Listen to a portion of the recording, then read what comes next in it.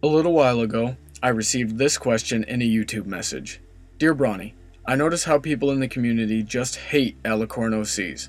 They pretty much stereotype them to be usually overpowered, godlike, royalty, or Mary Sue types. But that's not always true. Take mine for example. She's not powerful, immortal, or anything like that. She's a regular pony who is humble and doesn't think herself better than anyone. I'm still building on her character, but she is not a Mary Sue. She represents a part of me. Anyways, the same could be said for other artists who make OCs that are alicorns. Not all of them have to be royal or godlike. I even heard from one reviewer on YouTube say that they blame Twilight becoming a princess on alicorn OCs. I respect everyone's opinion on stuff, but I still think he's in the wrong for saying it because it will cause more hate to the alicorns. Anyway, what are your views on alicorn OCs? A few things should be noted before I begin and kept in mind throughout this video. A. The stigma that this person is experiencing is commonplace with original characters as a whole. B. Anything can be made to work in literature and roleplay if one has good guidance and understands the basics of good character development. C. My thoughts on Alicorn OCs are a tad biased. Because they asked for my views, I'll put those out there first. I don't like them. However, this is not likely because of any of the reasons that were mentioned in the letter. The only time I've come across Alicorn original characters has been in FiMfictions, and I'm very picky with what I like from fanfiction in general. Fanfiction, to me, is a way to see the characters live out certain stories and situations that we wouldn't otherwise see. So Alicorn original characters bother me in the same way that I'm bothered when, for example, Pinkie Pie steps out of character in a fanfiction.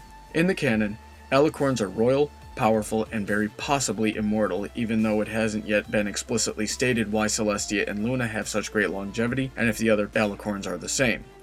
The Alicorns in the show are very important characters in the equestrian universe, so when I see an Alicorn OC in a FiMfiction, it's sort of like the entire universe is stepping out of character for me. All that being said, there have been Alicorn original characters that I've enjoyed.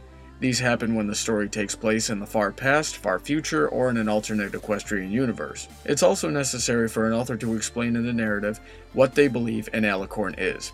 These specifications include whether or not they are royal, demigods, pantheons, immortals, super powerful, and things of that nature. I also need to know their role in the universe, how they are created, such as if they are born, evolved, transcended, enlightened, gifted, etc., and whatever Alicorn history is possible to divulge without being intrusive to the story. In short, a very complete headcanon. Now that the personal gripes are out of the way, I can elaborate on the other points. Part of the reason there's a stigma against original characters, Alicorns included and especially in the case of this letter, is because stereotypes rarely form in a vacuum. Mary Sueism is no exception. I heard of most of the bad OC tropes before I started frequently reading FiMfiction, and then once I started reading FiMfictions, I came across them a lot. But this is just a problem with the original characters as a whole. I haven't encountered many Alicorn OCs in my readings. However, the one Brony I know personally gets into role-playing and he says he encounters a lot of them and they usually tend to have the same issues. I guess that this is why the community hates them so much. But it's also important to understand how a character gets like that in the first place. In the show, the Royal Pony Sisters established a precedence that Alicorns are exceptionally powerful, royalty, and possibly immortal. It is likely because of this that people creating an Alicorn character will likely start with this in mind. This could also be working in conjunction with, or instead of, the inability to decide between the practicality of having magic or indulge a fantasy of being able to fly. Mary Sueism, in my observations, often stems from the love of a character or self-insertion. Quite frankly, a lot of younger and more amateurish writers will pick themselves or one aspect of themselves to write about. Generally speaking, a lot of us bronies can be on the nerdier side and slightly more introverted socially, which means that those of us still in high school or middle school get picked on and or don't really have a lot of friends, which can be frustrating in itself. Sometimes the need to vent these frustrations or indulge a fantasy of friendship, love, or power will come through in the characterization. So depending on which original character I've encountered, they'll have varying combinations of flat characterization, melodramatic angst, or contain some form of wish fulfillment in the plot of the story.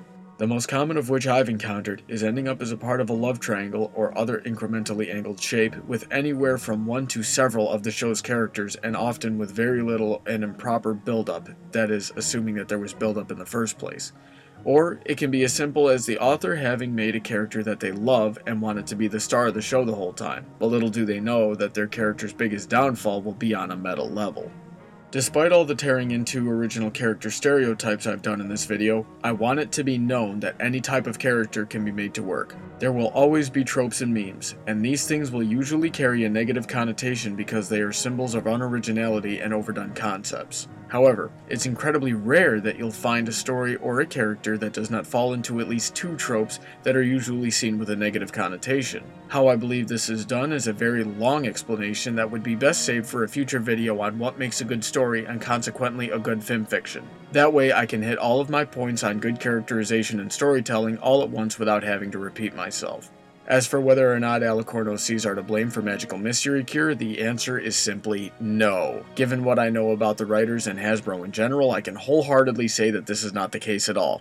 But as always, if you believe I've missed a point anywhere, feel free to let me know in any way you'd like so we can discuss it further. If you have a topic on bronies, ponies, news, or anything in general that you would like to hear discussed, or if you have an episode, fanfiction, product, or anything else you would like to hear reviewed, send me a YouTube message or leave a comment below.